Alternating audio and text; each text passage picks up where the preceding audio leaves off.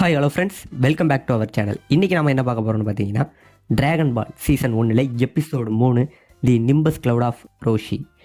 போன சீன்லேயே பார்த்தீங்கன்னா நம்ம புல்மா கோகு அவங்க 2 பேரும் அந்த ஆமையை தூக்கிக்கிட்டு கடலுக்கு போனாங்க பார்த்தீங்களா. ஸோ அங்கே இருந்தாங்க, இங்கேயும் ஸ்டார்ட் ஆகுது. அப்படி அவங்க போகும்போது வழியில் ஒரு வர்க்கம் வந்து அவங்க வழியை மறைச்சிக்கிட்டு ஒழுங்காக எனக்கு அந்த ஆமையை கொடுத்துட்டு போயிடுங்க, இல்லைனா உங்கள் எல்லாரையும் கொண்டுடுவேன் அப்படின்னு மிரட்டும் போது நம்ம கோகு என்னமோ உனக்கு தர முடியாதுரா, அந்த ஆமை வந்து என் ஃப்ரெண்டு, அதை யாருக்காகவும் இறக்க முடியாது அப்படிங்கிற மாதிரி சொல்ல, நம்ம புல்மாவோ ஆமையை எதனடா கேட்குறான், ஒழுங்காக கொடுறா, நம்மளாச்சும் உயிர் தப்பிப்போம் அப்படின்னு சொல்லிட்டு புல்மா வேகமாக ஓடி போயிடுறாங்க. உடனே நம்ம கோகு ஆமா கொஞ்சம் கீழே இறங்கு அப்படின்னு சொல்லிட்டு ஆமையை கீழே இறக்கி விட்டுட்டு அந்த அரக்கனோட ஃபைட் பண்ணுறாங்க. இவங்க 2 பேருக்கும் ஒரு சரியான சண்டை போகுது. கடைசியாக நம்ம கோகு அந்த அரக்கனுக்கு மூஞ்சில் ஒரு குத்து வைப்பாரு பாருங்க. அவன் என்னன்னா மலை மாதிரி இருப்பாங்க, மூக்கில் ரத்தம் பொல பொலன்னு ஊற்றி கீழே விழுந்துடுறான். கீழே விழுந்ததுக்கப்புறம் ஆமையிட்ட போய் பேசுகிறான். ஒருவேளை அவன் சொல்கிற மாதிரி நீ உண்மையிலே டேஸ்ட்டாக தான் இருப்பியோ அப்படின்னு நம்ம கோகு போய் கேட்கும்போது ஆமாம் உடனே ஐயோ நான் அவ்வளோ டேஸ்ட்டாலாம் இருக்க மாட்டேன், என் உடம்பு தின்னானே நீ விஷம், நீ செத்துருவா அப்படி இப்படின்னு மிரட்டினோடனே கோகு உடனே எனக்கு தெரியும், நான் சும்மா தான் கேட்டேன் அப்படின்னு சொல்லிட்டு அந்த இடத்த விட்டு கிளம்புறாங்க. ஒரு வழியாக அவங்க நினச்ச மாதிரி கடலையும் போய் பார்த்துட்றாங்க. கடலை பார்த்தோன்னே நம்ம ஆமைக்காரரு இவ்வளோ தூரம் என்னை கொண்டு வந்து நன்றி, எனக்காக இன்னும் கொஞ்சம் நேரம் மட்டும் வெயிட் பண்ணுங்க அப்படின்னு சொல்லிட்டு அந்த ஆமை வேகமாக கடலுக்குள்ளே போகுது. இன்னொரு பக்கம் பார்த்தீங்கன்னா நம்ம கெட்டவன் பிலாப்பு பெரிய கனவு கண்டுகிட்டு இருக்காங்க. அந்த கனவுல பார்த்தீங்கன்னா அவனுக்கு கீழே பலாயிரக்கணக்கான மக்கள் வந்து கடவுளே கடவுளேன்னு வணங்கிக்கிட்டு இருக்காங்க. என்னன்னு பார்த்தா இது அப்படியே கனவு. ஆமாங்க, அவர் தான் டிராகன் பாலை கைப்பற்றிட்டு வேர்ல்டே கான்கூரர் பண்ண நிற்கிறார் பார்த்தீங்களா, அந்த கனவு. ஆனால் அவர்கிட்ட இருக்கிறது என்னமோ ஒரே ஒரு டிராகன் பால், அது ஒரு நட்சத்திர டிராகன் பால் மட்டும்தான் இருக்குது.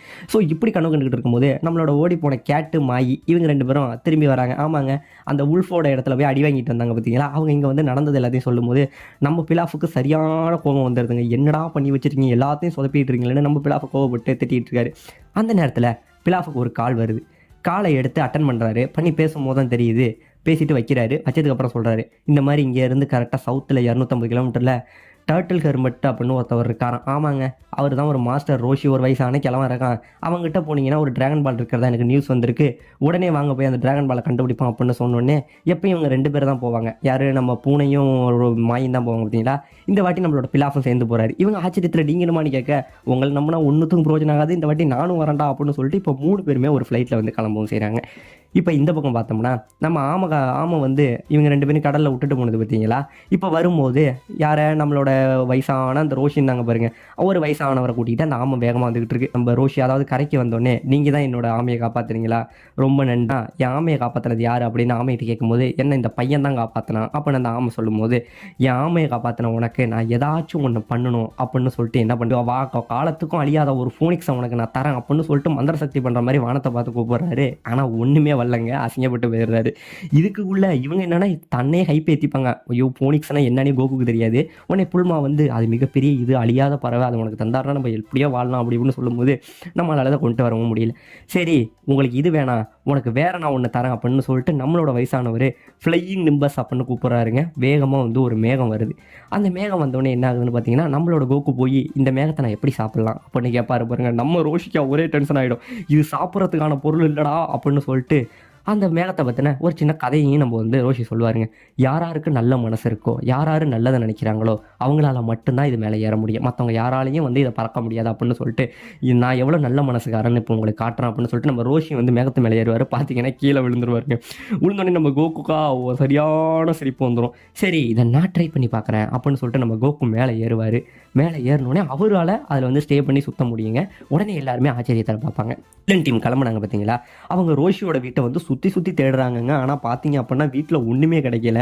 எங்கடா போனது அந்த டிராகன் பால் அப்படி இப்படின்னு வந்து தேடிக்கிட்டு அவங்க ஒரு பக்கம் இருக்காங்க.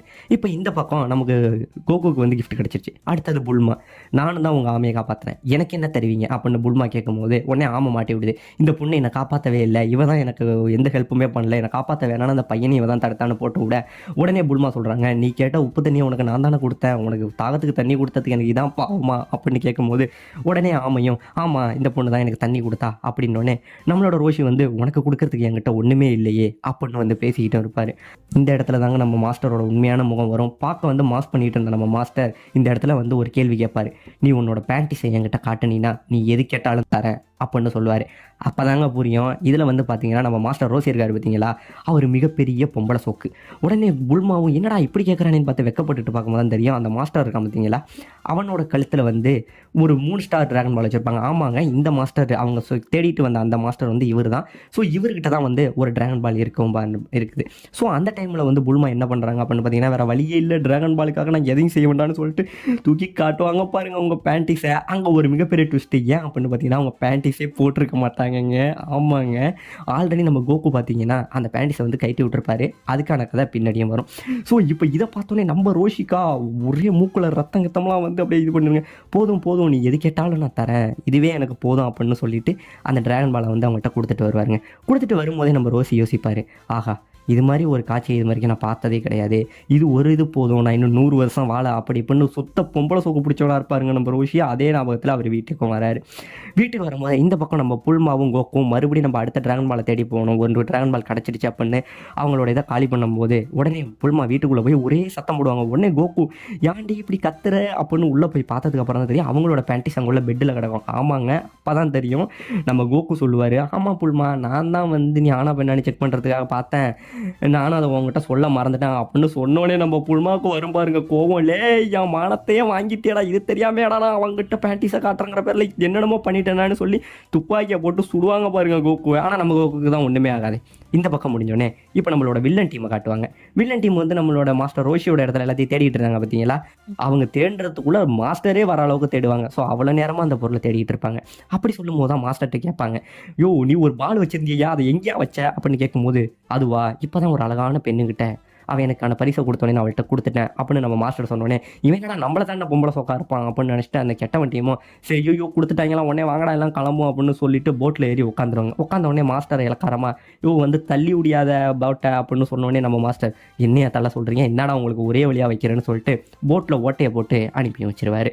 ஸோ இப்போ இந்த பக்கம் பார்த்தீங்கன்னா நம்ம புல்மா வெளில வருவாங்க. வந்தவொடனே பார்த்தீங்கன்னா சரி நம்ம அடுத்த டிராகன் பாலை கண்டுபிடிக்கலாம், உன்னோட ஃப்ளையிங் நிம்பஸ் ரொம்பவே வேகமாக இருக்கும்னு தோணுது, இதில் நம்ம 2 பேரும் போனோம்னா டிராகன் பாலை கண்டுபிடிக்கலாம் அப்படின்னு கேட்கும்போது நம்ம கோகு சொல்லுவார், இதில் யார் நல்லவங்களோ யார் மனசு சுத்தமோ அவங்களால மட்டும்தான் ஏற முடியும்னு மாஸ்டர் சொன்னார் அப்படின்னு சொல்லும்போது, என்னை விட சுத்தமானவங்க யாராக இருக்கா, என் மனசு அவ்வளோ சுத்தண்டான்னு சொல்லிட்டு நம்ம புல்மா மேகத்து மேலே ஏறுவாங்க போயிருங்க, ஒரே பொத்துக்கிட்டு கீழே விடுவாங்க, ஒரே அசிங்கமாக போய்டும். அப்போ உடனே புல்மா அழகாக இருக்கிறவங்களுக்கு அழகாக இருக்கிறதே ஒரு பாவமா, என் அழகுனால தான் என்னால் இதில் ஏற முடியலையான்னு தன்னை தானே இதுபடுத்திப்பாங்க. சரி வேறு வழி இல்லாமல் புல்மா பைக்லையும் நம்மளோட கோகு இந்த ஃப்ளையிங் நிம்பஸ் கொடுத்தாரு பார்த்தீங்களா, அந்த மேகத்துலையும் அடுத்த டிராகன் பாலை தேடி போயிட்டு இருப்பாங்க.